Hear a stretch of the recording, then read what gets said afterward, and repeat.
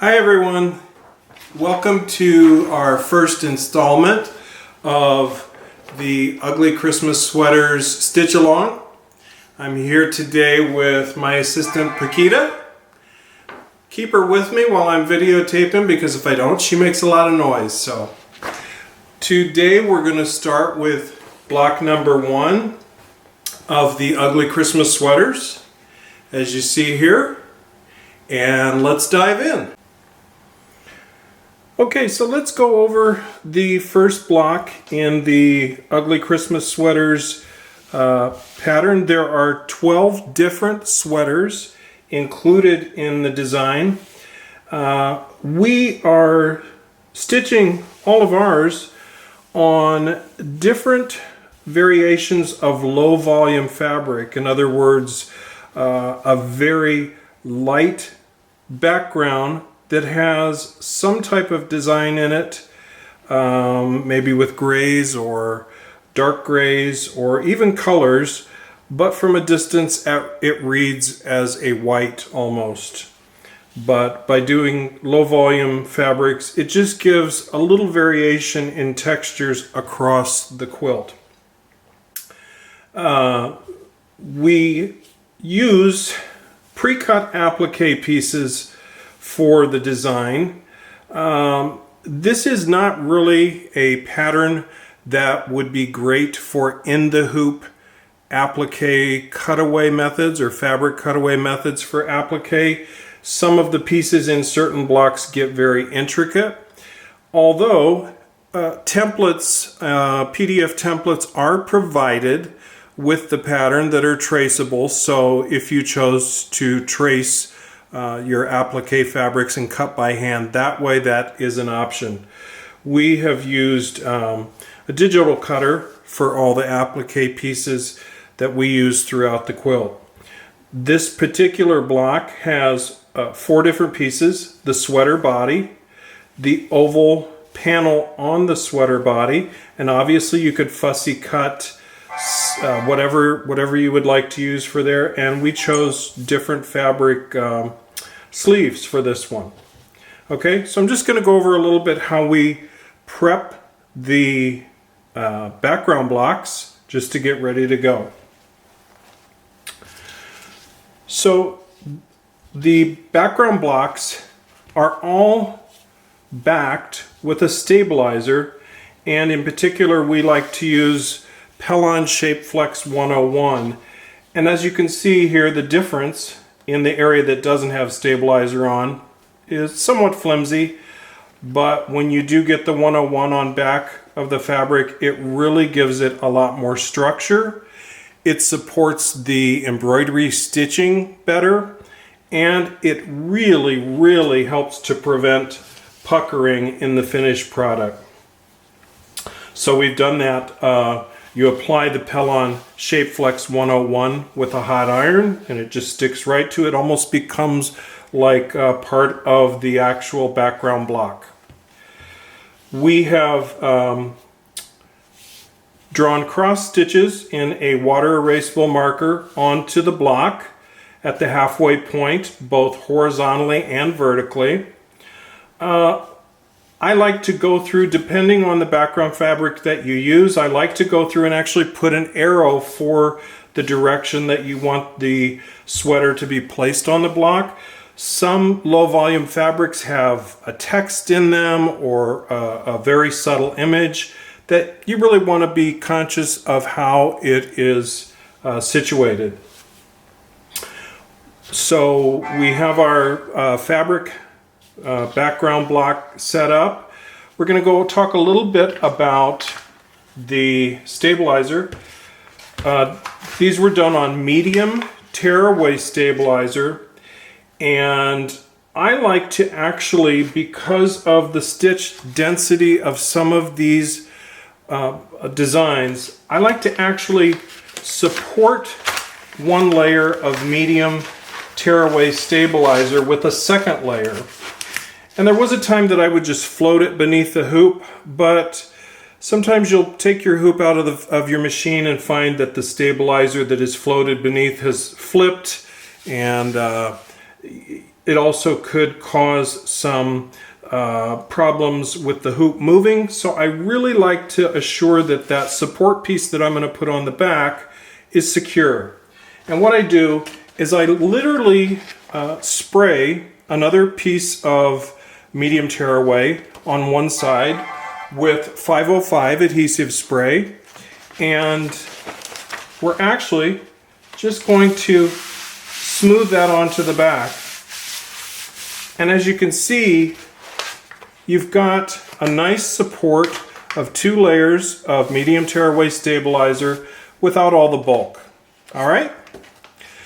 The first stitch that we're going to do in this design, actually in each of the 12 designs, is going to be stitched directly onto the medium tearaway stabilizer.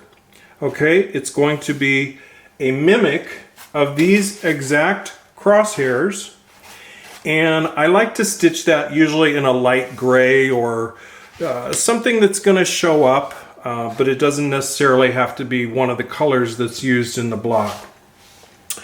So we're going to go ahead and take that to the machine, and we're going to stitch that crosshair, and then we'll come back and show you how we like to line it up.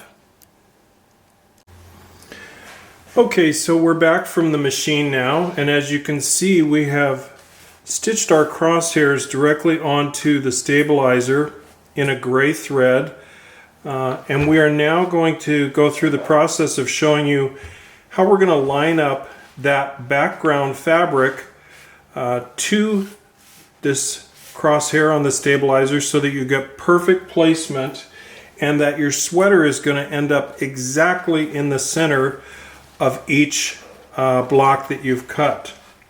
And just to go back up a little bit on our blocks, they are going to be cut down to 10.5 inches after embroidery so that they show a finished block size of 10 inches, taking into account your seam allowances. But I like to start with a 12-inch square piece of background fabric, just to give yourself some extra room and to allow for any little flubs you might have in getting that sweater perfectly centered. It at least gives you a little wiggle room around the edges when you go to cut down the block to ready it to assemble your quilt. So to line up the crosshairs that we've drawn onto the background fabric to the crosshairs on the stabilizer, I'm going to show you the process that we like to use, and it really works well for us. We are using a Quilter's Cut and Press, which is a traveling pressing board that has some cushion to it. This is actually a June Taylor brand, but I think there's other brands out there that you can find.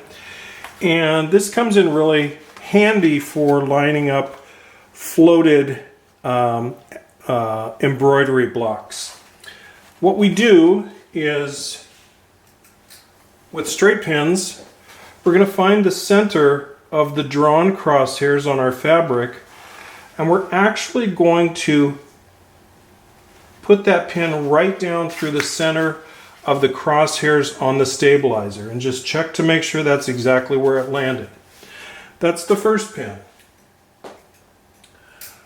We're going to go back and we're going to put a pin through the top bar of those crosshairs, and we're going to assure that we lined up to the crosshair on the stabilizer again. Okay?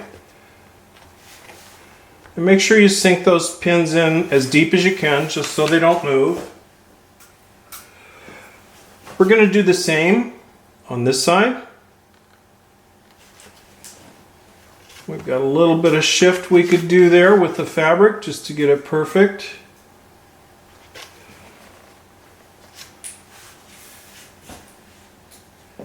And we're going to do the same on this side.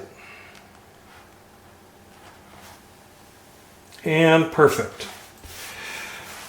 I don't usually do the fourth corner because I like to leave room. I'm pretty well assured that this is going to line up because all three of these lines do, And I like to leave room to lift that fabric and spray an adhesive that helps secure the fabric to the stabilizer.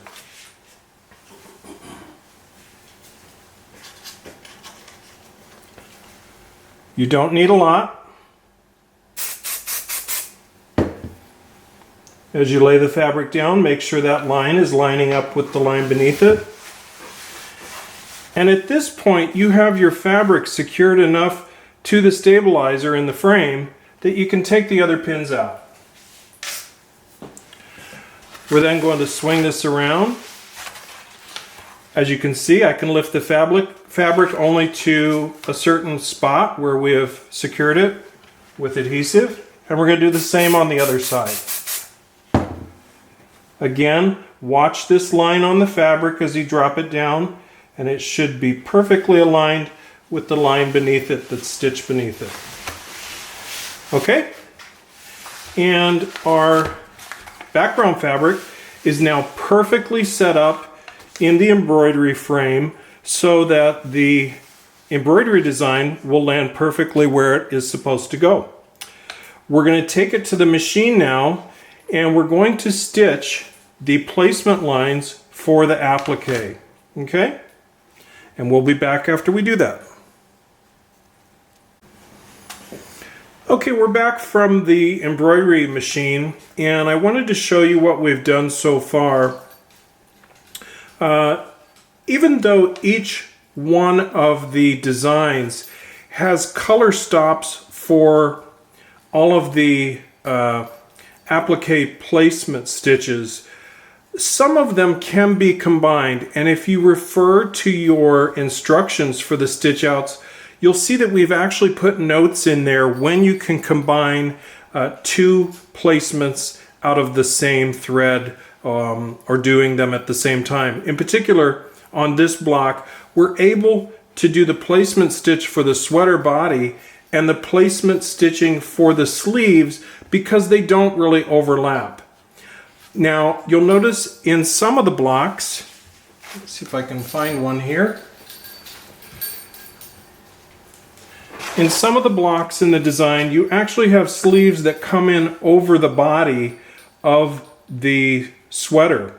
And so obviously you're not able to put these placement stitches down at the same time as the sweater body. You need to get the placement stitch for this one, put the fabric down, come back, do placements for these. But on this particular block, we were able to do the placement for the body and both sleeves.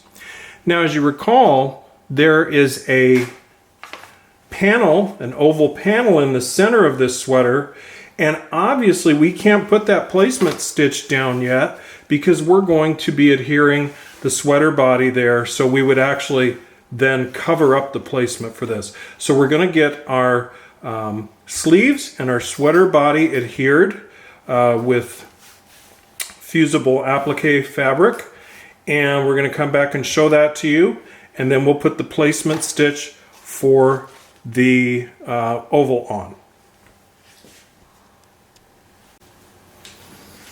Okay, so here we are. We have adhered the sleeves and the sweater body to the block with a hot iron, and I've actually gone ahead and stitched the placement line for the oval onto the sweater body just so you could see that. And now we're going to place our last applique piece for this particular block into those placement lines. It should fit absolutely perfect, and we're going to adhere that with our iron.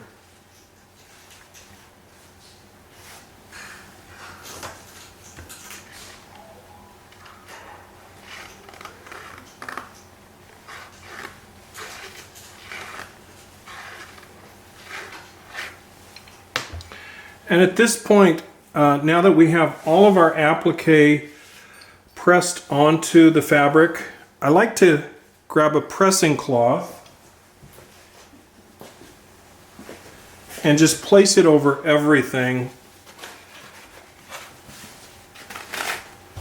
so that I can go back with the hot iron and really heat that applique fabric well and assure that it's perfectly adhered to the background fabric and it's not going to move.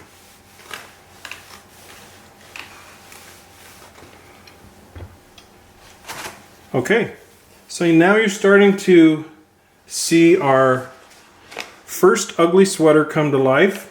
We're going to move our camera over to the machine, the embroidery machine, because that's where we're going to do all the rest of our work from here on out. We'll see you there. Okay folks, we are back at the embroidery machine now, and we've got our hoop loaded into the machine with our applique pieces adhered to the background fabric. We have our threads set up for this particular block that are ready to go, and we're going to start. The first stitch that we're going to be doing is the red cover stitch on the sleeves, and that's going to go down first, and so we'll go ahead and start there.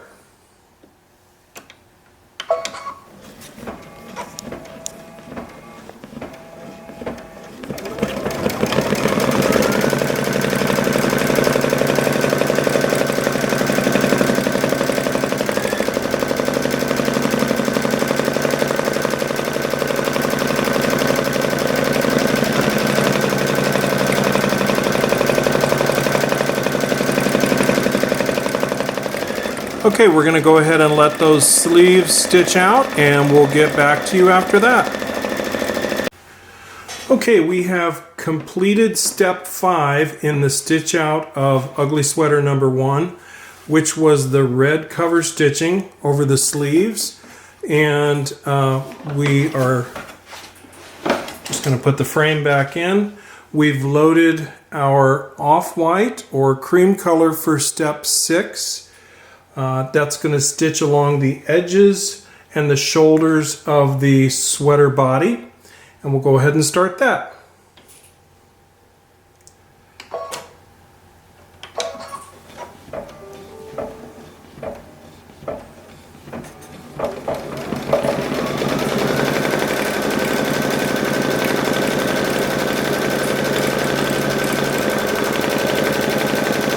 And we'll come back to you when it has completed that step.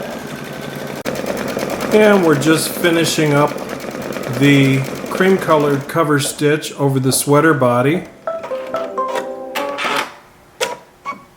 And we are next going to move on to the collar of the sweater, as well as the waistband and the cuffs. And that will be stitched in green or whatever color you happen to choose for your particular design. And we'll be back to get that started.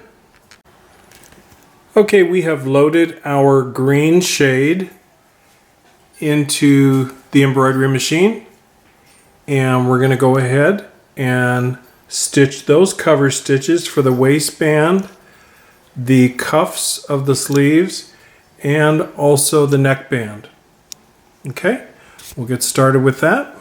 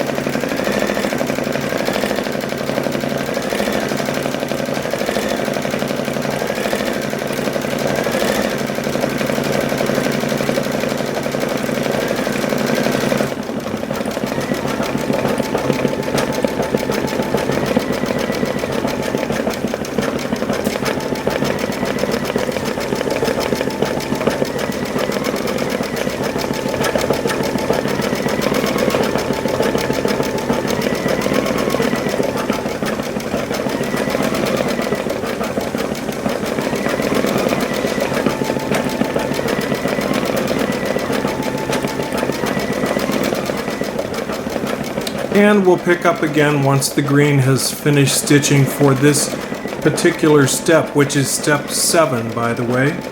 in your stitch out instructions. Okay, our machine is just finishing up step 7, the green. And the next step that we're going to move on to, step 8, will be the red surrounding the oval centerpiece of the sweater body. And we'll get set up and start with that.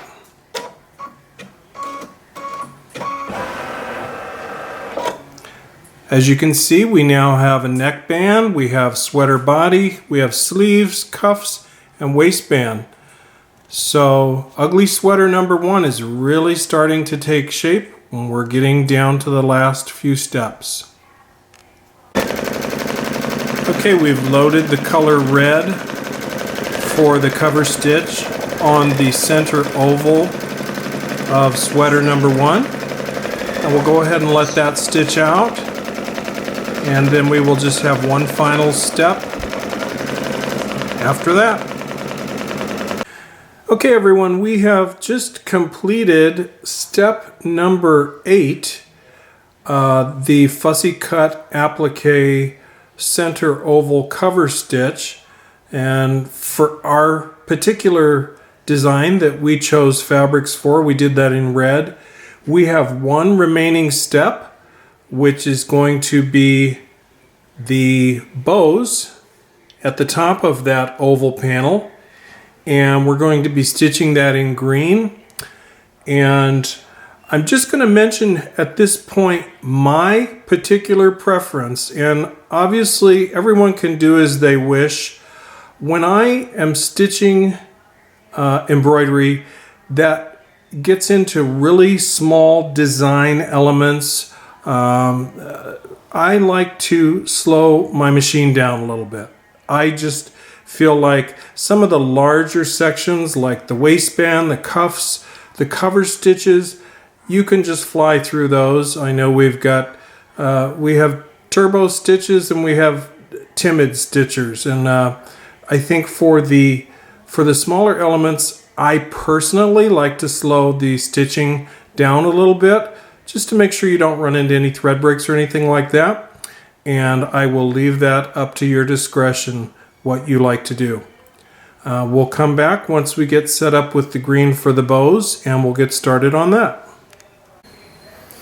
Okay, we are back and we are ready to stitch out the final stitch in this particular ugly sweater block, which is block number 1. We are going into step number 9, which for us is going to be green, and we're stitching the bows at the top of the oval fussy cut shape, applique shape in the center of the sweater. Everything up to this point in this block, I have been stitching at 800 stitches per minute. I have chosen to set my machine now for these smaller elements. I'm going to stitch these at 500 stitches per minute. It's just a personal preference. Like I said, you do as you wish. And we'll go ahead and get started.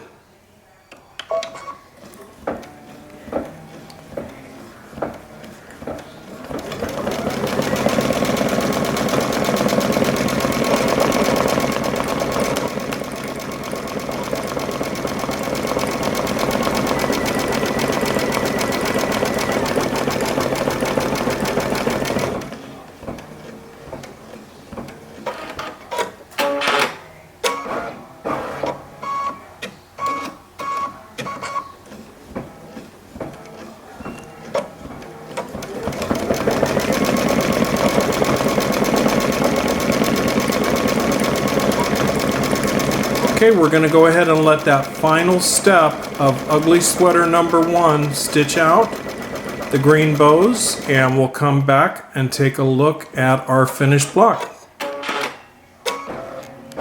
Okay folks, we are back, and ta-da! We have finished ugly Christmas sweater block number 1. You can see the green bows that we stitched for the last stitch. I'm really happy with it. Nikita, are you happy? What do you think? She's a little camera shy. Anyway, we hope you've enjoyed this first installation of the Ugly Christmas Sweater Stitch Along. We're probably going to be putting out videos about every other block, and the blocks in between will most likely be written tutorials with pictures. So we look forward to seeing you back here for the next block. All right, have a great day.